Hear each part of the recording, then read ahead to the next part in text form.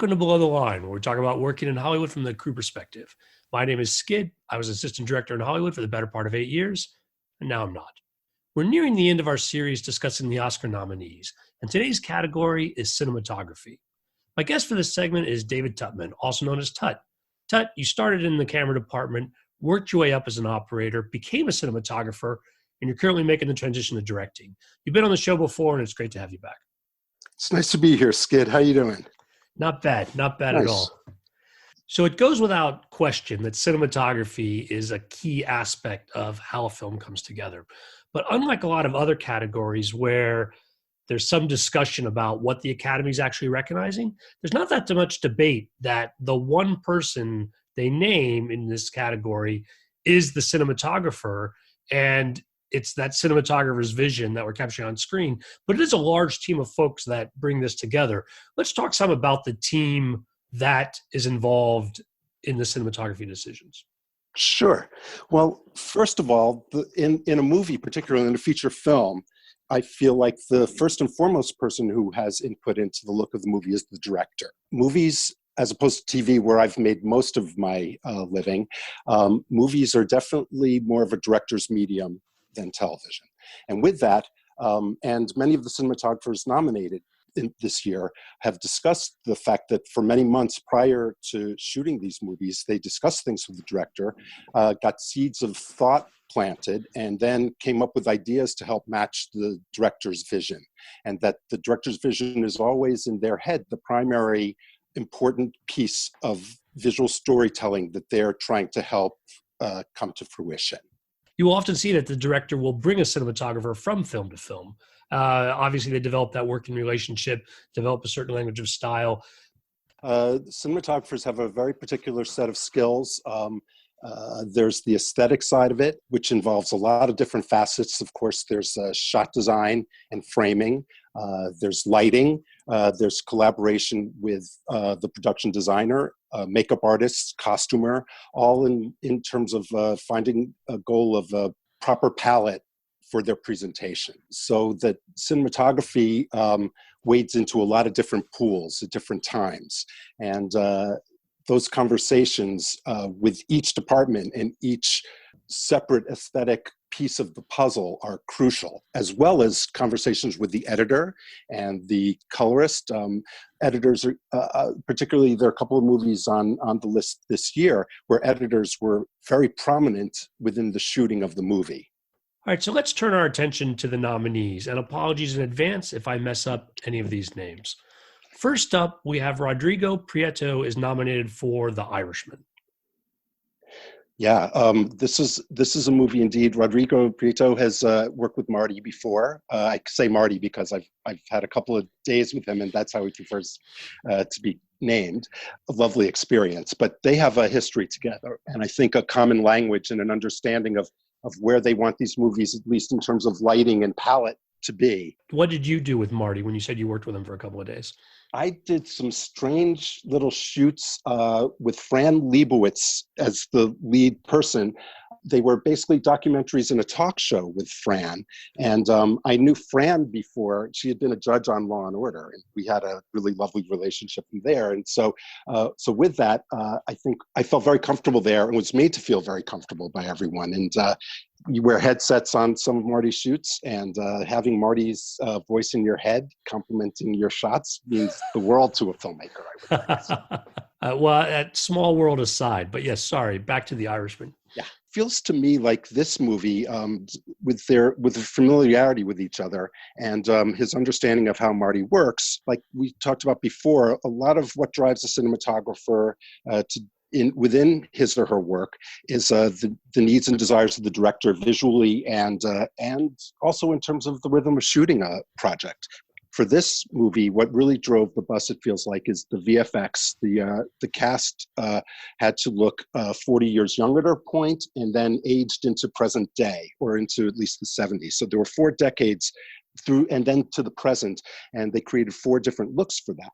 And within that, they had to work very closely with the visual effects department because the aging was digitally done. And Marty did not want actors to wear head masks or any sort of sensors. He didn't want to impede his actors because I think as is clear from his work, the process with actors for Marty is the penultimate in importance. With that, they created a 3-camera rig with the major camera, the camera that actually depicted the actors, in the middle of the array. And then on each side, they put a smaller camera, which was infrared sensitive, and projected infrared light through those cameras to pick up movements, and were able to create proper 3-dimensional aging using that information, assembling it with computers.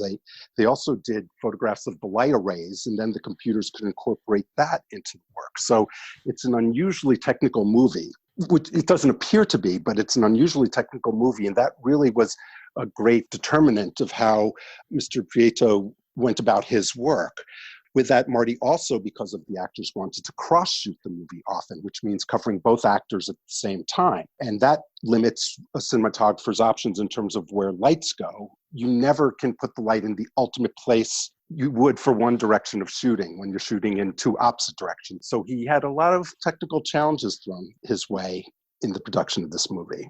On the second point of wanting to cross shoot, I've seen sometimes in television when you're in a hurry, that makes a lot of sense. But why on a film as large as this, in which clearly, I mean, they're just printing money for it, right? Why do you think there's a drive to do it that way on something like this? Well, I ultimately think that was, again, Martin Scorsese's main concern. It's a dialogue-heavy movie in many ways, and I think it was about giving the actors a chance to interact and capture moments opposite each other without going through things that many more times, keeping it fresh, giving actors a chance to really act off of someone who's on camera as well. That there's a juice to that. Without a doubt, there are a lot of actors, and I'm not saying any of the actors in The Irishman are that way, but many actors give their all in off camera, but some do not. And there's a way in which when all the actors are on camera, or both actors are on camera face to face, it brings an intensity and a spontaneity, and you get to capture that. And everything matches. Hand movements match, where the glass is in your hand matches, all these different things that make for a more seamless experience for the viewer, I would think. Speaking of that seamless experience, now regular listeners will know that this topic of the de-aging has come up several times, most obviously when we were talking about visual effects, for which The Irishman has been nominated, and also on hair makeup, where The Irishman is not nominated, but there is this question about doing the work of hair makeup with these cameras.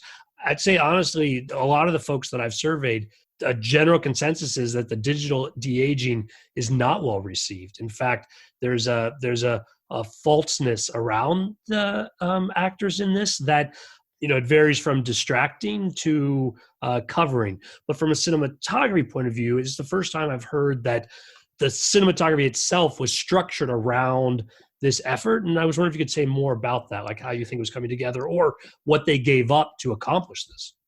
As a cinematographer myself, when faced with VFX shots, I always want the VFX technical side to know that I am aware of their needs in their assemblage. If it doesn't work for them, it's not going to work. So in a movie such as this, when the director, especially a director as important and high-powered as Martin Scorsese, comes to and says, this is the story, and the aging is a big part of the story, really, and this is how we're going to do it. You go about finding those solutions.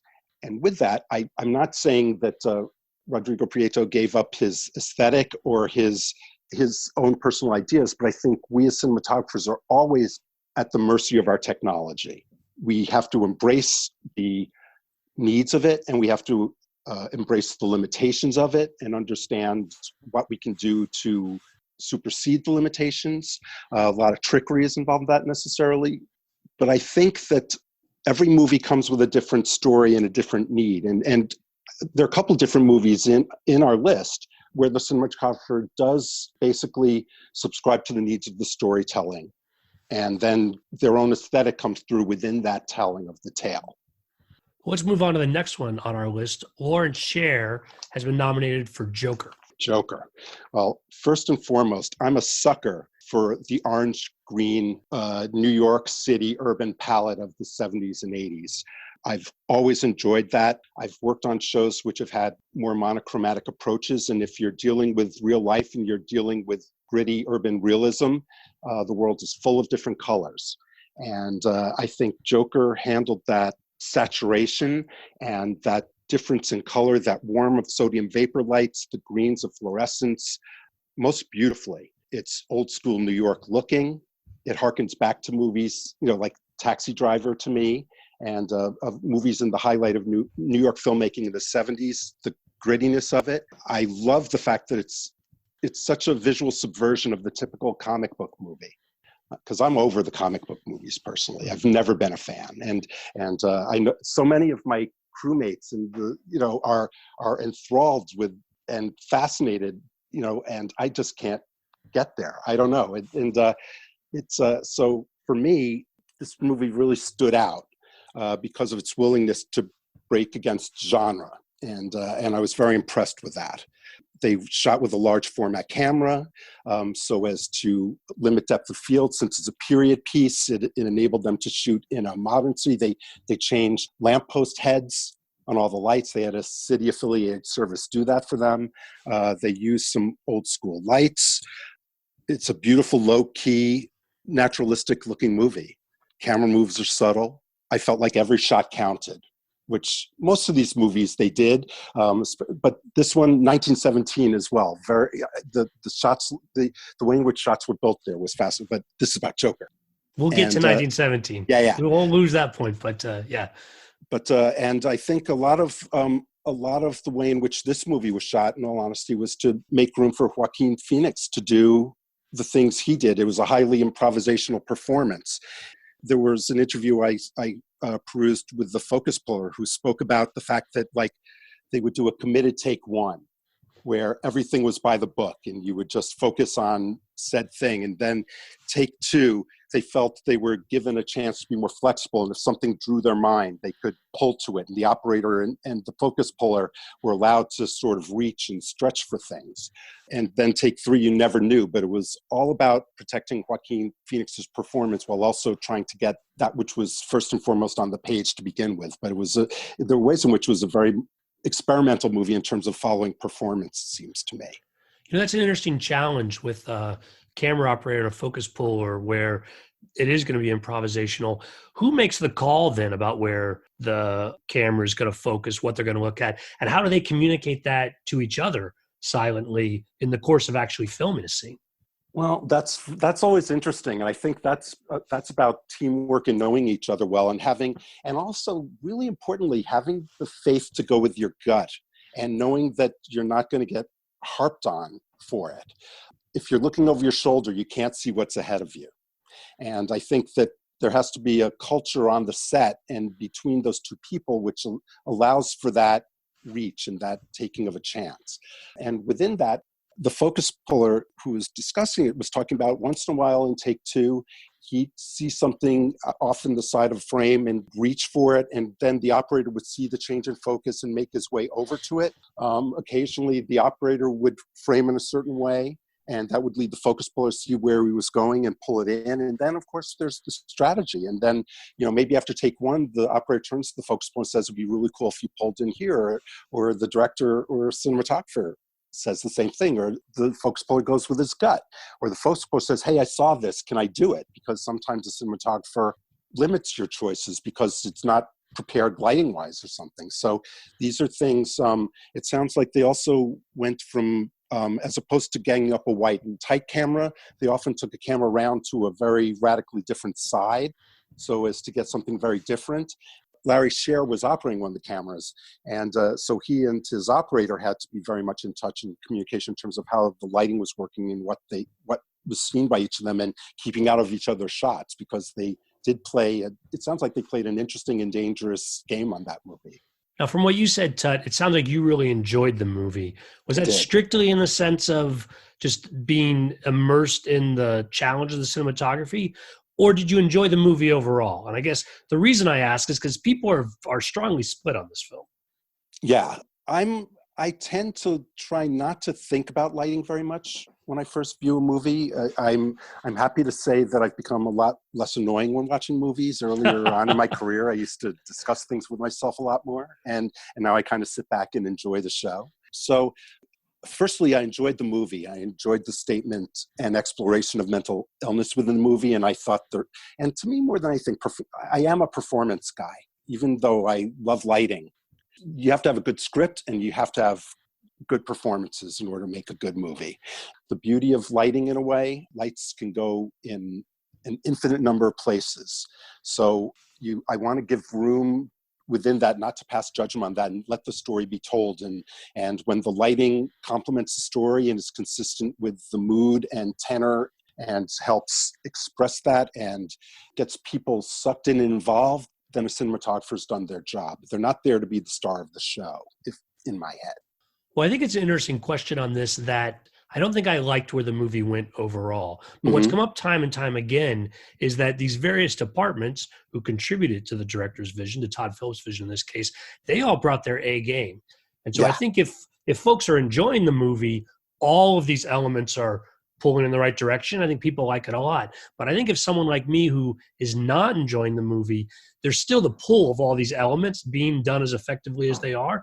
And I think that might be philosophically why people feel so strongly in different directions on this. A movie that doesn't deliver as well, you're just more, I didn't like it or did like it. But a movie where, again, seems like everyone's brought their A game to delivering this vision. If you don't actually agree with where you're going, that can actually be a little uncomfortable. So this is going to be very interesting to see which of these, so many nominations, it'll be interesting to see which of these it takes home. It seems to me, even though people had a strong negative reaction to the movie often enough, it really makes me feel as if the movie worked. Mm-hmm. Because Mm-hmm. I think that putting people in an uncomfortable place in a way was part of the telling of this tale. It's for all that it's about a guy who puts on clown makeup. It's a look in the mirror movie in certain ways to me, in terms of the allure of celebrity versus our helping people who don't have that potential. I thought it was really beautifully, intelligently told. Plus, perhaps the best stabbing murder. Spoiler alert, but the best stabbing murder I've seen in a long time. And that's not easy to do. And it's not easy to impress me with murders. I've done a lot of them over the years. So not personally, on celluloid or video. I'm glad you to clarify on that on both fronts. But yeah, the scene you're talking about, and we did warn folks that there could be spoilers as this conversation wanders. What was it about that you thought was particularly challenging? It came very suddenly. Editorially, it was superb, aside from anything. And that's another thing about cinematography. Cinematographers, all camera people, need to account for the edit. If you're not thinking about the cut, you're not doing your job.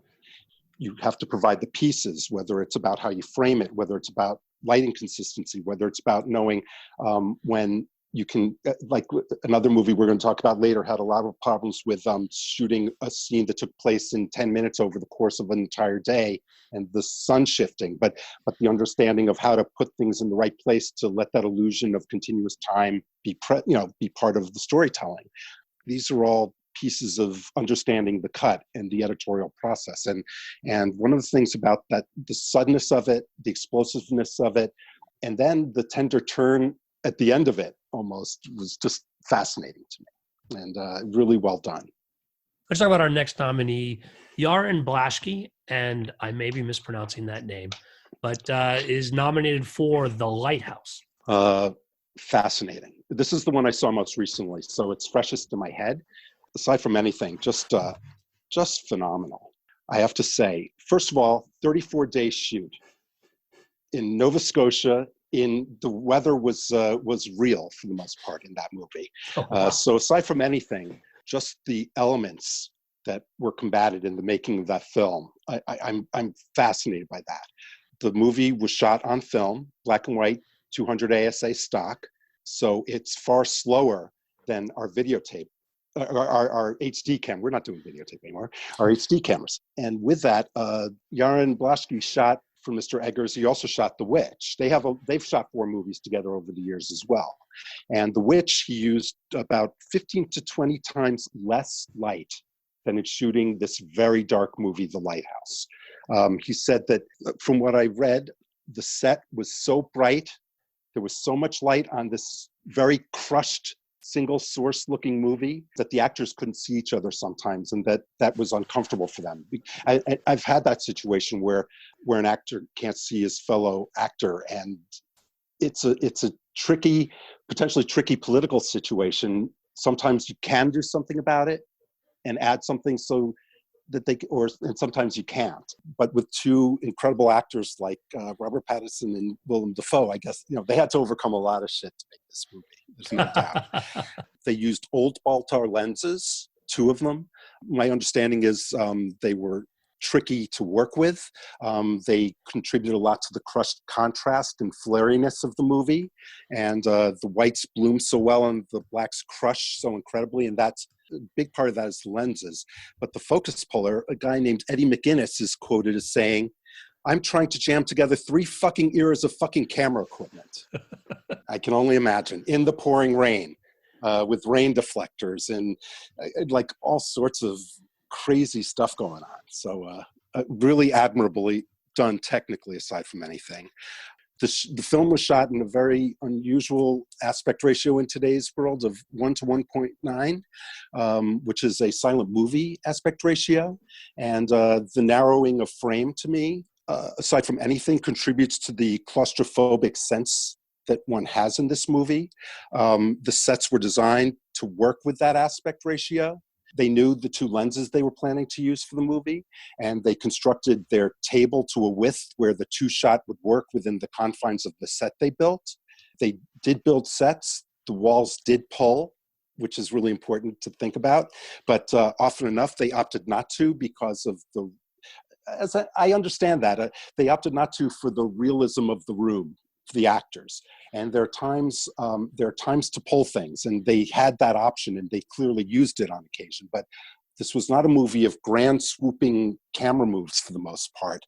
So they weren't fancy with the camera that way. They were very respectful and solemn to me with the camera, and celebrated their sets. And with that strange construction, the way in which the lighthouse towers above these small characters in this narrow frame, and then the closeness of the walls and the set within their house and within the lighthouse, really fascinating. Are you surprised that this movie's not getting more attention in other Yeah. areas? In some ways, the cinematography and what you talked about might overwhelm some of the other elements. Like, because the cinematography is so obvious that a lot of work has gone into that. As you said, measuring the aspect ratios and even all these aspects about camera selection and lens selection, film selection, of which I was not aware. But certainly I'm left feeling, wow, that all this attention on the cinematography. I wonder if other aspects of the film are getting lost in the shadow of that. Well, it's interesting because again, we're doing a little reading on the making of this movie. They started talking about this movie while they were making The Witch.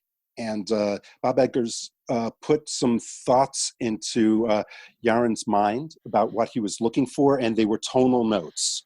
I think it was a movie about relationships and about immortality and about symbiosis. And within that, the attraction of the time era was about the quintessence of that time era with lighthouses. So I think everything was selected in order to make this milieu, which was about these 2 men swirling. It could have taken place almost anywhere in a certain way.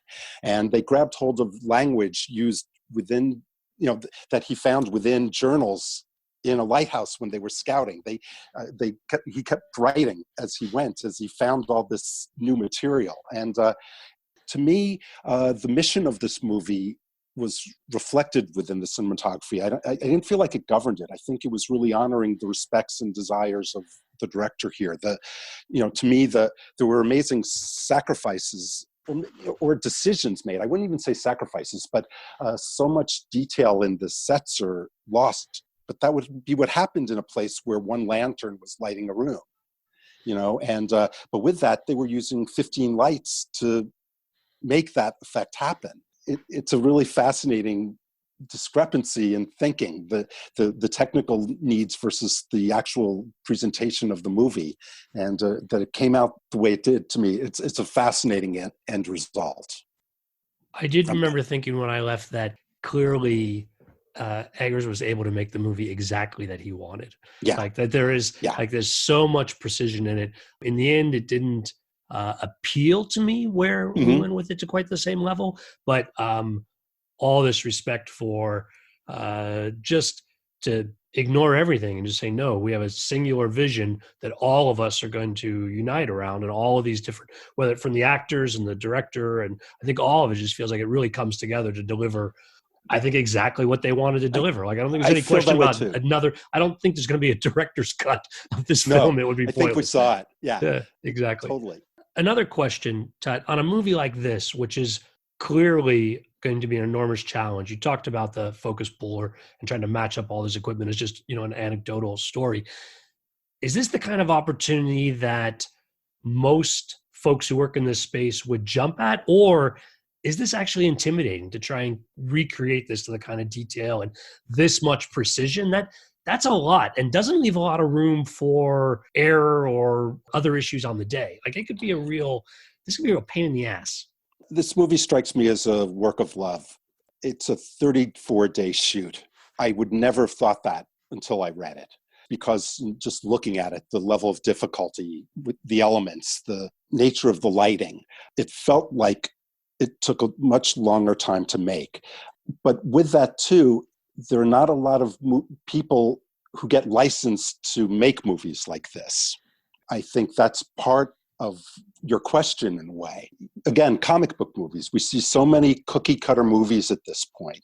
And for me, seeing something that's so committedly steps out of the box and tells a story. And oh, here, what I want to say before, the thought that there were pieces of this movie, as someone who really values logic within storytelling and understandable events, although movies with ununderstandable events are fascinating too. This movie, the time ellipsis, is very confusing to me. After we finished the movie, I asked my wife and son who watched it with me, did you know when this happened and when this was vis-a-vis? And they were like, no. Like at the end, there were things which were unclear. And I think there was a point where they allowed themselves to go with the power of this swirl amongst these two, in a way, as immortal men, immortal characters. I think they let that be the ride, and they let the magic of it govern some things. And that doesn't always happen. So many movies are so buttoned up at this point. Everything needs to be explained to the audience, type of thing. And this one left a lot to the audience in certain ways to assemble. In certain ways, in other ways, it was crystal clear. So Let's use that as a segue into our next film, which is that, and the manner of how it manages time is on the complete opposite, where it's practically done in real time. And that, of course, is talking about Roger Deakins and his nomination for 1917. yeah, fascinating in a completely different way. The scope of this movie, the two guys in a lighthouse versus World War One, and a very and a wonderfully, as wonderful as war can be rendered, wonderfully rendered World War One in many ways. Things I learned about this movie. This movie has incredibly long takes with huge scope. They wanted it to appear as if it was a one-take film, and within that, I was able to see where the cuts are, and I think most viewers can. But within that, the spirit of continuity within it was astoundingly well executed.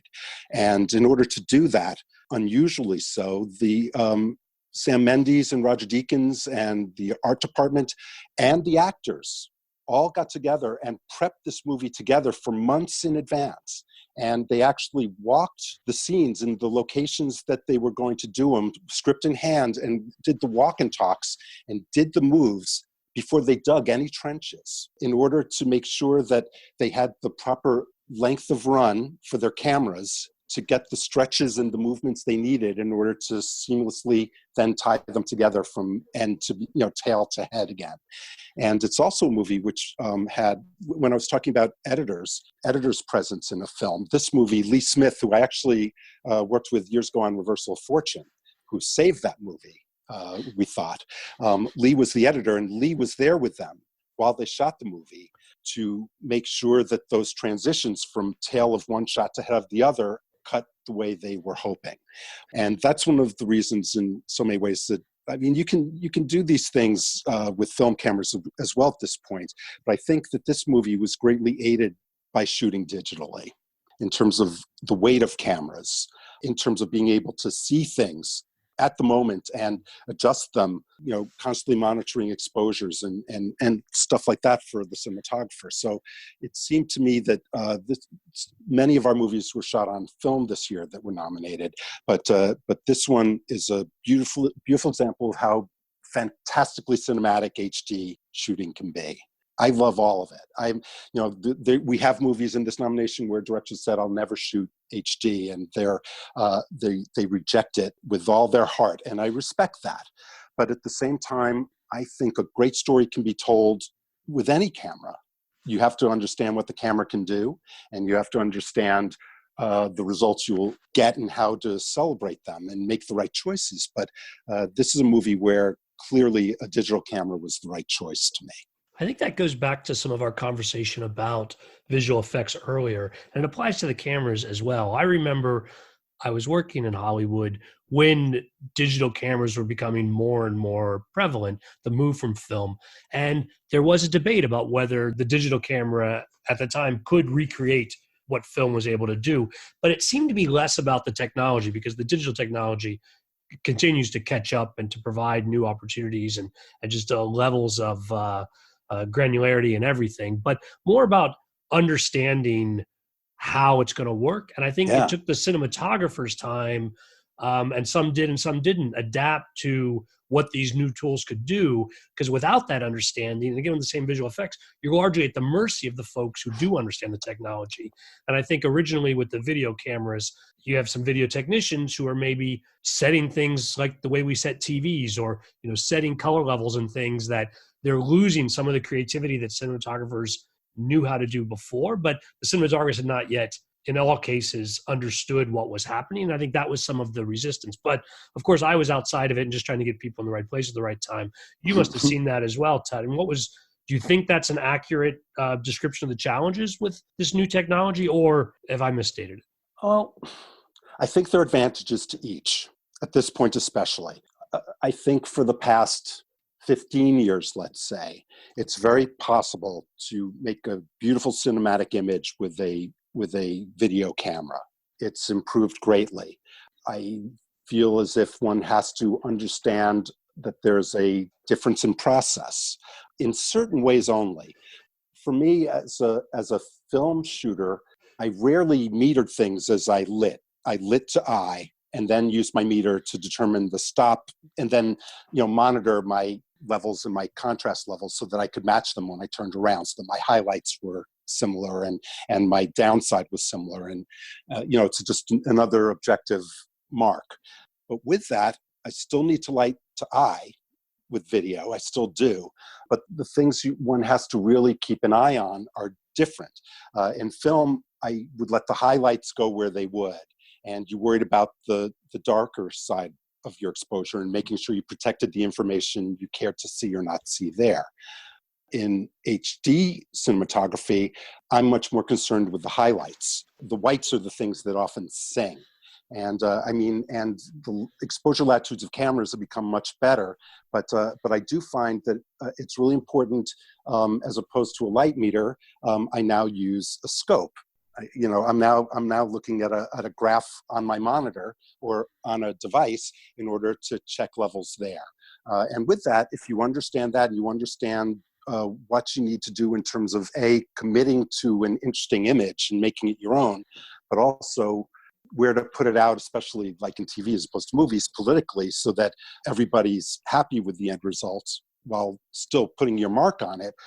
It's just a different approach. There's still a lot of magic, and not everyone knows where the lights go. That's an important thing. And you still need to understand the purpose of 20 to 30 people who you're supervising, and the jobs they do and how to smoothly execute with them. So there's still an essential need for cinematographers, even though everybody can see things on the set now. That's a whole other conversation. Well, let's bring it back to 1917. What other scenes or setups or other aspects of the cinematography really struck you as making it worthy of this nomination? Well, I'm always a Roger Deakins fan.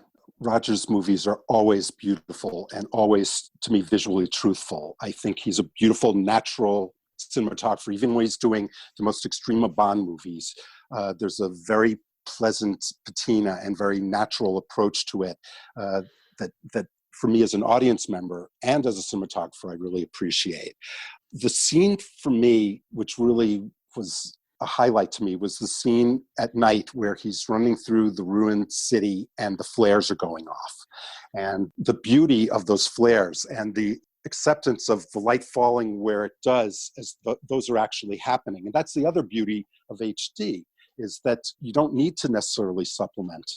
You can shoot an incredibly low light scene and come up with something very sculpted and artful lighting wise, while embracing that which is before you naturally and letting that be your base level rather than having to set your own. And to me, Roger, this is a natural light movie for the most part. I've no doubt there are places where there were stashed lights here and there because these shots were rehearsed and he knew what was being seen and what wasn't. But within that, the appearance of natural, spontaneous light and present, and atmosphere drove this movie. He spoke about the nightmare of shooting this movie, actually. It was a very difficult movie to shoot because with the matching cuts, and it's all supposed to be a sense of continuous time, he was looked upon, as we cinematographers are, to say when shooting is acceptable or not. And I work in TV mostly, and the sun's out, okay, shoot. Cloudy, okay, shoot. And you have to come up with a strategy as to how to get those things to cut.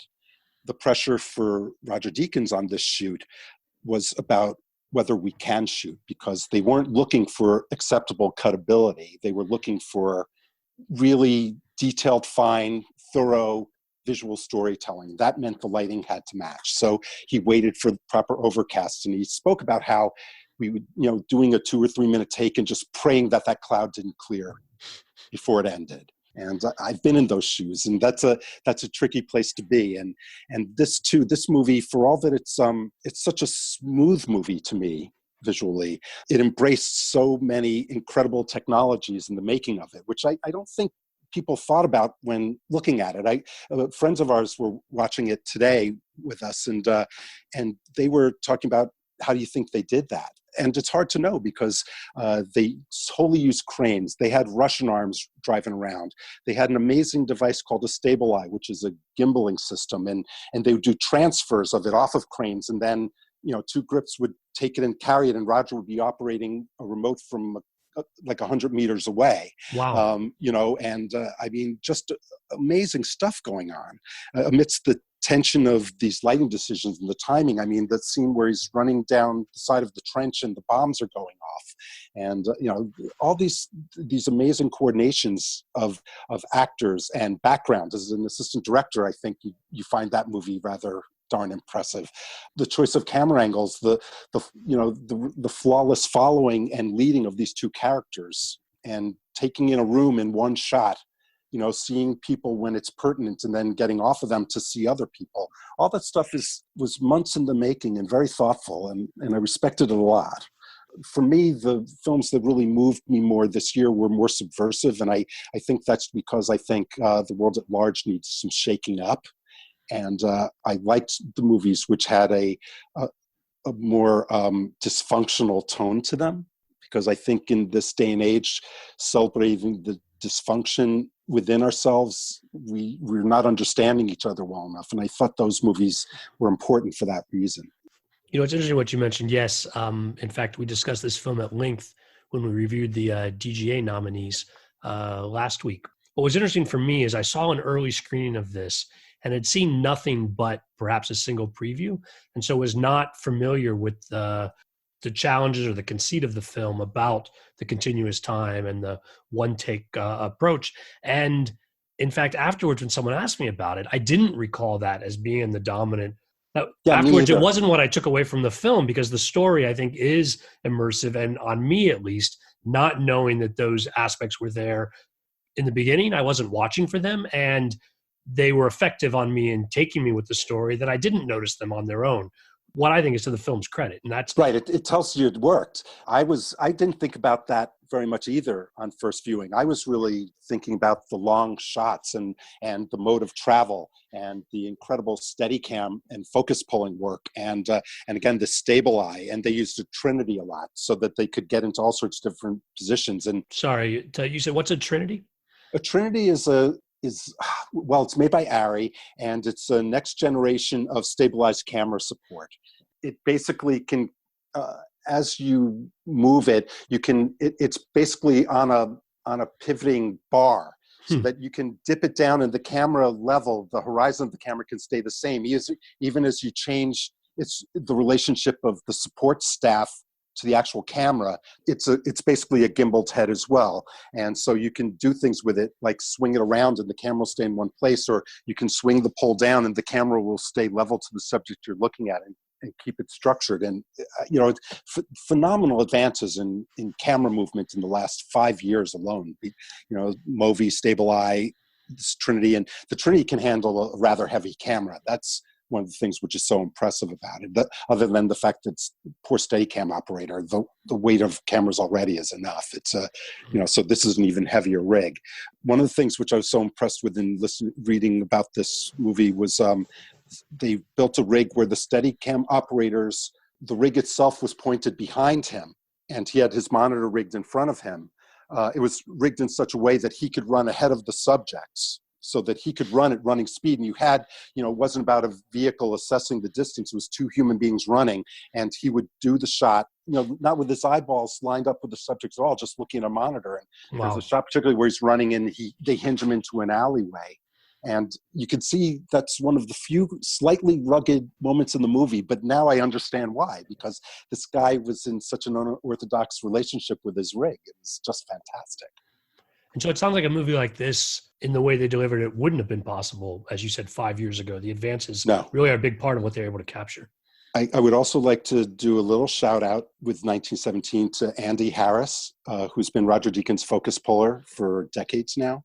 Andy and I grew up together as camera assistants years ago, and we both were second assistants for the same amazing focus puller, and Eric Swanik.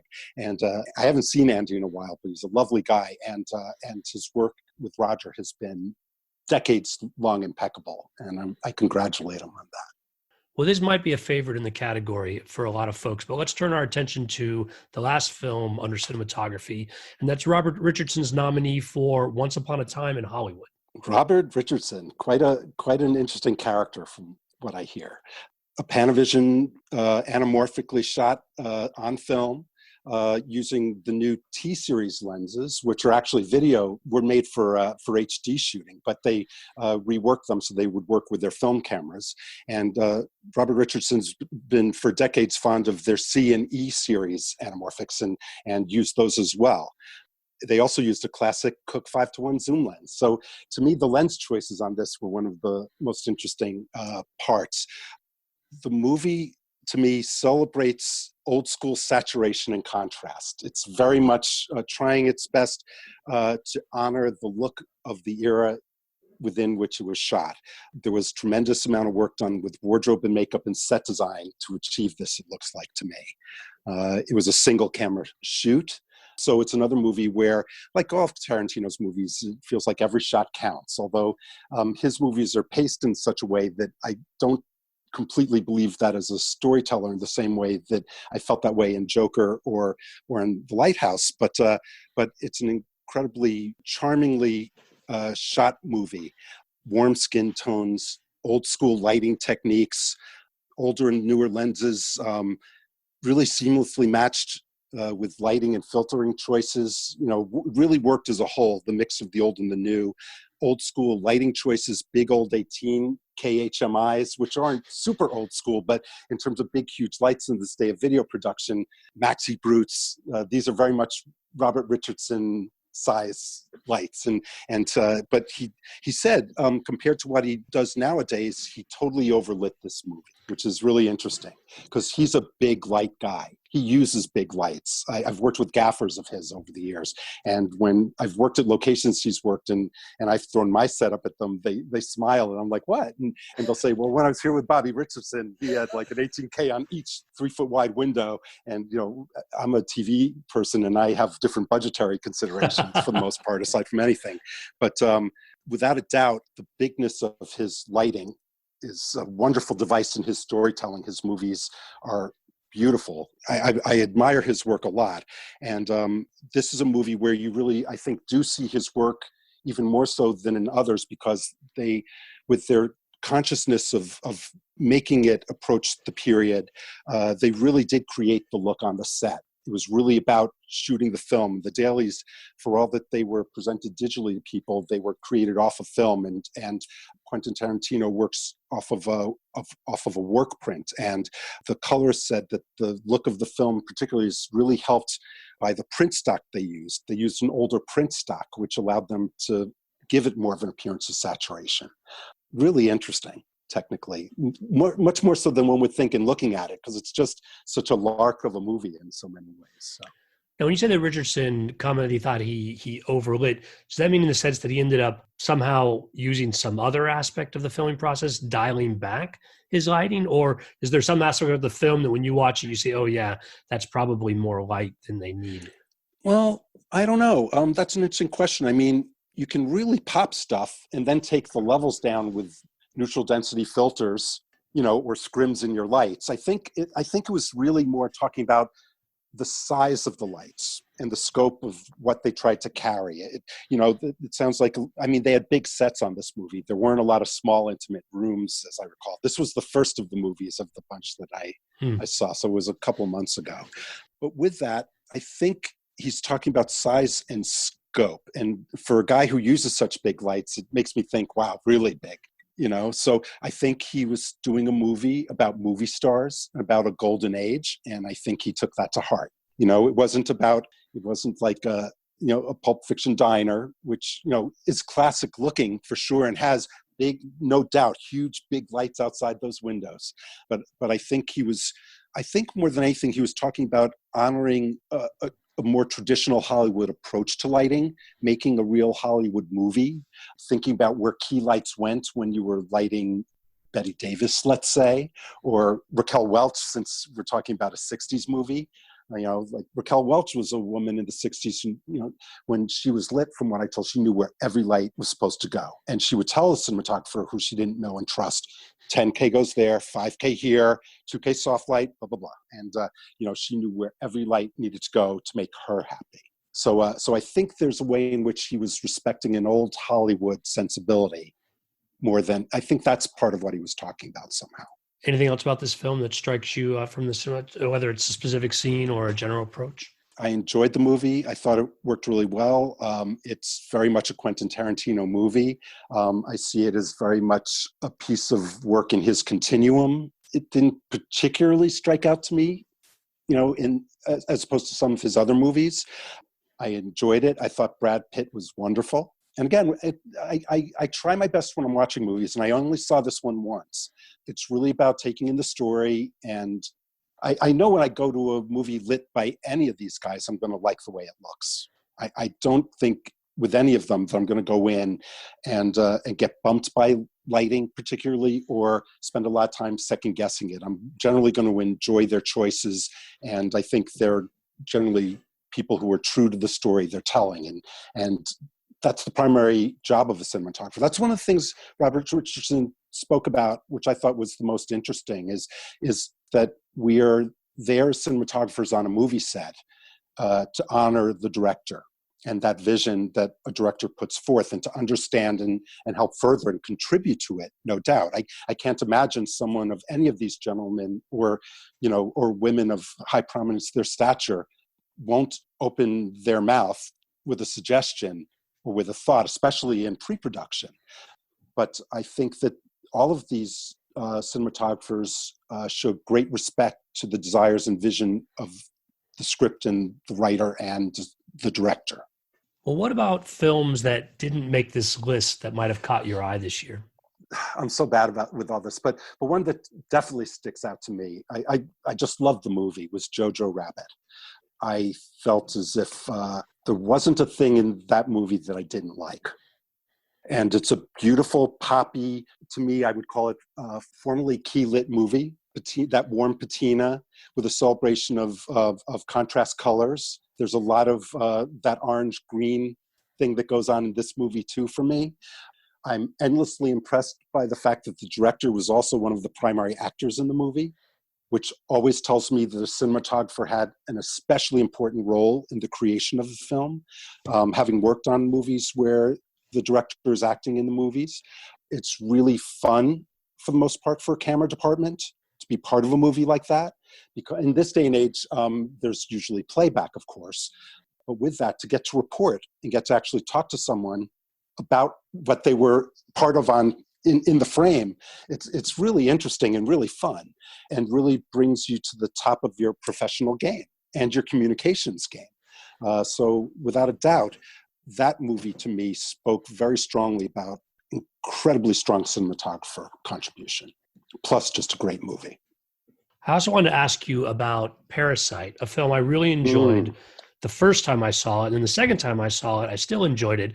But that time I noticed a lot more shot choices, overhead shots for very short periods of time, the way things were cut together, that it surprised me that it wasn't being recognized for cinematography. It's Mm. being well recognized overall for a foreign language film. I think it's got a lot of momentum in a lot of other categories. But when you saw it, what were your thoughts on the cinematography as it applied to the story they were telling?